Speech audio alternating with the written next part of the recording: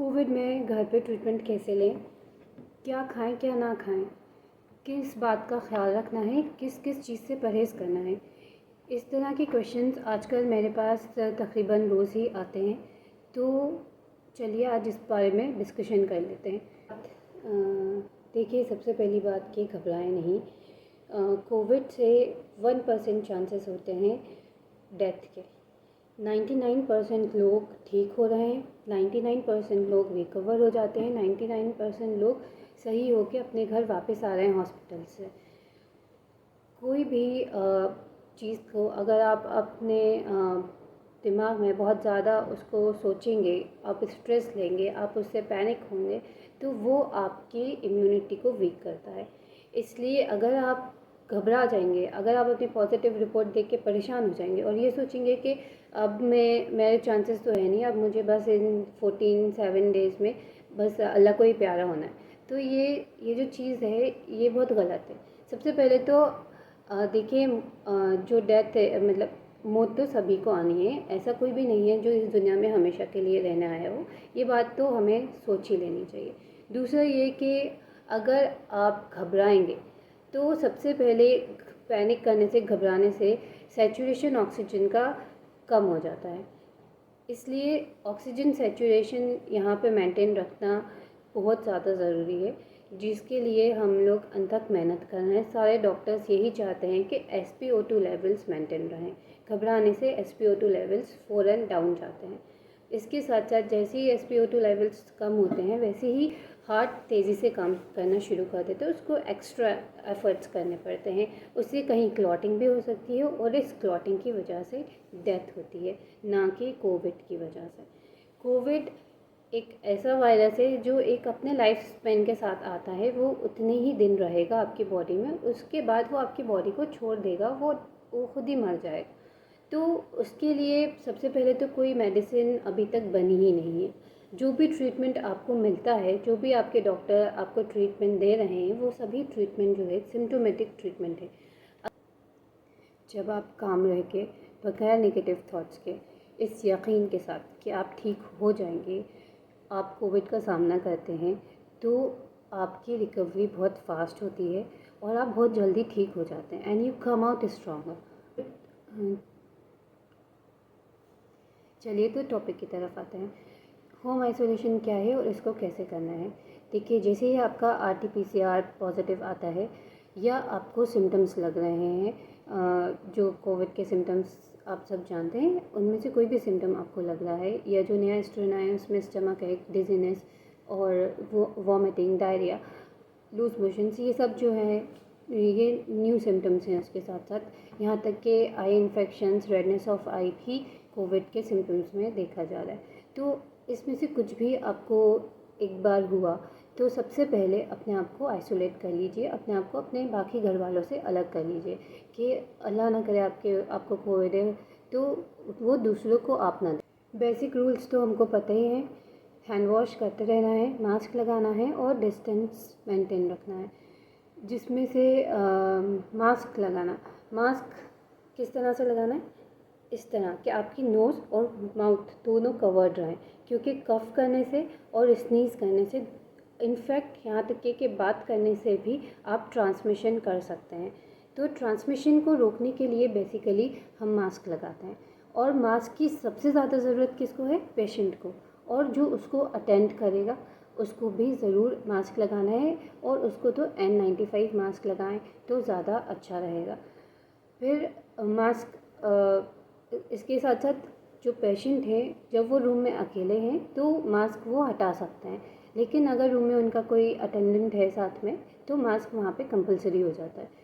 इसके अलावा आप जो पेशेंट हैं उसको किस तरह के रूम में रखेंगे और उनको किस तरह की डाइट देंगे, उनको कितना रेस्ट की ज़रूरत है, ये भी बहुत इंपॉर्टेंट क्वेश्चंस होते हैं।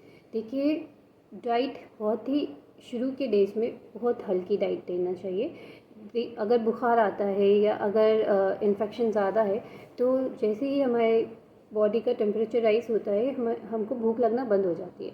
आपने वैसे भी देखा होगा दूसरे इन्फेक्शंस में भी, बुखार आने के बाद आपके मुंह का मज़ा कड़वा हो जाएगा और भूख आपको नहीं लगेगी। जैसे ही आपके मुंह का मज़ा कड़वा होता है, आपको भूख लगना बंद होती है, तो इट्स अ साइन कि आपको अब खाना कम कर देना है। और शुरू के 2-3 दिन जब इन्फेक्शन बहुत सीवियर है तो ना खाएं, बेहतर है।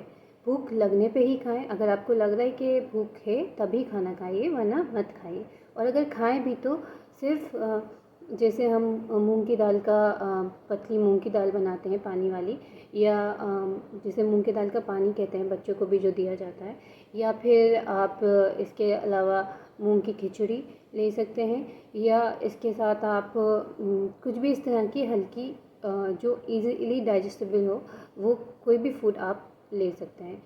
नारियल पानी पीते रहना बहुत ज़्यादा ज़रूरी है, क्योंकि बॉडी में पानी की शदीद कमी हो जाती है इस दौरान।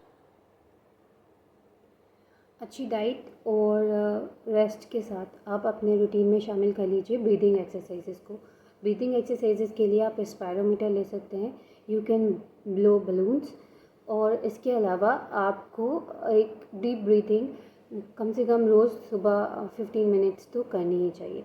डीप ब्रीदिंग में एक काफ़ी अच्छी चीज़ होती है कि अगर आपने टेस्ट नहीं भी करवाया और आपको ऐसा लग रहा है कि मुझे कोविड सिम्टम्स हो रहे हैं, और बगैर आप लैब जाए, बगैर टेस्ट कराए किस तरीके से जानेंगे कि ये कोविड ही है। उसके लिए ये आप कोई भी कर सकता है, it's not for the patient. ये घर में जो भी हैं मौजूद, अगर आपको कोविड नहीं भी है तो अपना ये एक चेक जो है वो आप करते रहिए।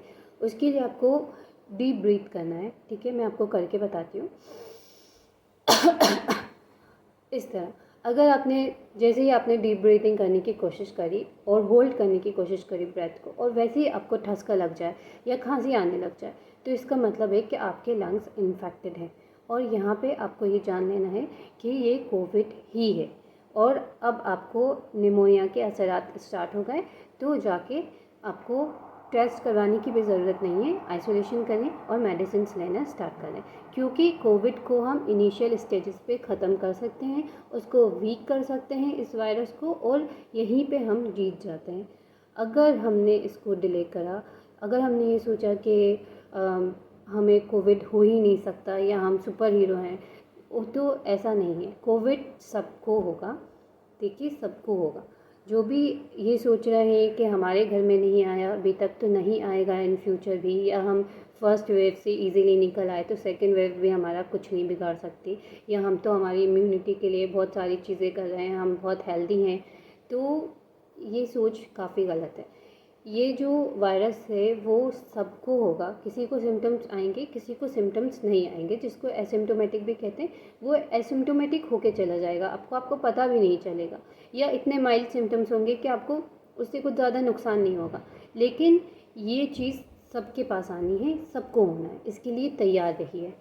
इसी के साथ साथ आप पेशेंट को हर थोड़ी देर में 2 to 3 आवर्स के गैप में आपको पेशेंट को उल्टा लेटाना है। उल्टा यानी अपॉन हिज स्टमक आपको उनको पेट के बल लेटाना है, और उसके बाद उसी पोजीशन में, जिसे प्रोन पोजीशन कहते हैं, उनको काफ़ी देर यानी कुछ घंटों तक आप उन्हें इसी तरीके से लेटने का कहिए, या वो इसी तरह सो भी जाएं तो भी बहुत अच्छा है।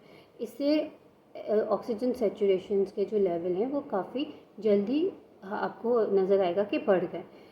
तो और अगर किसी का एकदम से ऑक्सीजन सैचुरेशन कम हो रहा है, किसी का SpO2 फॉल हो रहा है, तो उसको भी आप फ़ौरन उल्टा लिटा दीजिए। और उल्टा लिटाने के साथ साथ आपको उन्हें करना है टैपिंग। टैपिंग किस तरीके से करेंगे, जैसे हम तबला बजाते हैं, इस तरीके से आपको उनके अपर बैक पे और चेस्ट पे, आगे की तरफ पीछे की तरफ, दोनों तरफ। पहले आप पीछे की तरफ उनको अच्छे से टैप करिए, और अगर आप 2 अटेंडेंट हैं पेशेंट के साथ तो आगे और पीछे दोनों तरफ उनको टैपिंग की ये एक्सरसाइज करिए उनके साथ। इससे क्या होगा कि ऑक्सीजन लेवल्स जो हैं या सैचुरेशन जो है वो जल्दी से राइज हो जाएगा, और ये काफ़ी फ़ायदेमंद भी है। आप इसे किसी भी कोविड पेशेंट के साथ कर सकते हैं। सबसे इम्पॉर्टेंट बात कि आप जब भी होम आइसोलेट करेंगे तो किसी न किसी डॉक्टर के अंडर ऑब्जर्वेशन रहना बहुत ज़्यादा ज़रूरी है। किसी भी डॉक्टर से आप ऑनलाइन कंसल्ट करते हैं, वीडियो कॉल करते हैं, नॉर्मल कॉल करते हैं, किसी भी तरह से आप उनको अपने बारे में बताते रहिए। आपका टेम्परेचर क्या है, आपके SpO2 कब कितना आ रहा है, आपका पल्स रेट क्या है, आपका BP फ्लक्चुएट तो नहीं हो रहा, ये सब चीज़ें जानते रहना आपके लिए भी बहुत ज़्यादा ज़रूरी है और आपके डॉक्टर के लिए भी, चाहे वो आपके फैमिली फिजिशियन हो या कोई भी आपका नियर बाय फिजिशियन जिसके भी पास आप जाना चाहें, तो एक डॉक्टर से कंसल्ट करना बेहद ज़रूरी है। इसके साथ डॉक्टर आपको मेडिकेशंस तो दे ही देंगे, उनकी सलाह भी बहुत ज़रूरी है। इसके अलावा कुछ ऐसी अलार्मिंग सिचुएशंस हो सकती हैं जिसमें आपको डॉक्टर हॉस्पिटलाइज होने के लिए कहें या ऑक्सीजन की आपको ज़रूरत पड़ जाए तो सिलेंडर्स आपको घर पे ही लाने पड़ें। अलार्मिंग सिचुएशंस क्या क्या हो सकती हैं? देखिए, सबसे पहले तो फ़ीवर अगर आपका कंटिन्यूसली 101 102 या उससे ऊपर बना हुआ है या जो बुखार है वो उतर नहीं रहा, तो ये एक कंडीशन है जिसमें आपको डॉक्टर शायद हॉस्पिटलाइजेशन के लिए बोले। इसके अलावा SpO2 जो 95 से अबव रहना चाहिए और 92 के बिलो जा रहा है अगर, तो ये एक अलार्मिंग सिचुएशन है, आपको फ़ौरन ऑक्सीजन की ज़रूरत है। इसके साथ साथ आपके पल्स रेट और आपका बीपी ये भी फ्लक्चुएट नहीं होना चाहिए, ना तो आपका बीपी हाई जाना चाहिए ना ही लो होना चाहिए। तो इस तरह की सिचुएशंस जब भी हों आपके साथ या आपको ऐसा लगे कि आप किसी भी तरह का अनईज़ीनेस फील कर रहे हैं, तो आपको अपने डॉक्टर से कंसल्ट करना है, अपनी कंडीशन बतानी है और उनसे पूछना है कि वेदर यू नीड हॉस्पिटलाइजेशन और नॉट। इसके लिए बेहद ज़रूरी है कि आपके पास कुछ इंस्ट्रूमेंट्स मौजूद रहें, हैंडी रहें, बिल्कुल आपके क़रीब हो। तो उसमें है हमारा कन्वेंशनल थर्मामीटर आपके पास होना चाहिए। थर्मामीटर आप चाहे इंफ्रारेड रखें या कन्वेंशनल रखें, इट्स अप टू यू। इसके साथ ऑक्सीमीटर जो अभी इस सिनेरियो में इट्स लाइक लाइफ सेवर, तो आपको ऑक्सीमीटर होना बहुत ज़्यादा ज़रूरी है। ऑक्सीमीटर आपको 2 रीडिंग्स बताता है, एक आपका SpO2 होता है जो कि ऑक्सीजन कंसंट्रेशन है या सैचुरेशन है, और दूसरा आपकी पल्स रेट बताता है। तो दोनों को ही आप नोट डाउन करते रहें और ये जब तक आप अपने आइसोलेशन में रहें तो इन चीज़ों का आपको एक पूरा अपने पास एक नोट पैड रख के, एक पेन रख के आपको रोज़ के रोज़ ये चीज़ें कलेक्ट करने हैं, अपना लिखते रहना है कि कब आपके कितना सैचुरेशन था, कब आपका टेम्परेचर कितना था। ये सब चीज़ें नोट डाउन करते रहिए। और आपको जब भी ज़रूरत पड़े और लगे कि कोई अलार्मिंग सिचुएशन है तो अपने घर वालों को बताइए, डॉक्टर को बताइए। एक और बात, SpO2 चेक करने से पहले थोड़ा सा रूम में वॉक करना ज़रूरी है। कम से कम 3 to 4 मिनट्स अपने रूम में टहलें और उसके बाद अपना सैचुरेशन चेक करें। इसके साथ साथ जब भी आप अपना सैचुरेशन चेक करेंगे, ऑक्सीमीटर लगाएंगे, तो आपके जो फिंगर है, यूजुअली उसको मिडिल फिंगर पे लगा के चेक करते हैं, उस पर नेल पेंट नहीं होना चाहिए या नेल क्रैक्ड या किसी भी तरह से ख़राब नहीं होना चाहिए। जो नेल आपका अच्छा है, साफ़ है, विदाउट नेल पेंट है, उस पर आप लगा के, उस फिंगर पे आप लगा के अपना SpO2 और पल्स रेट चेक कर सकते हैं। इसके अलावा आप अपने घर में, अपने आसपास, अपने रूम में नीम लीव्स को रखिए। नीम जो होता है वो उसकी बहुत सारे फ़ायदे हैं, जिसमें से एंटीवायरल भी है। तो नीम लीव्स को आप अपने आसपास रख सकते हैं, अपने रूम में लगा सकते हैं।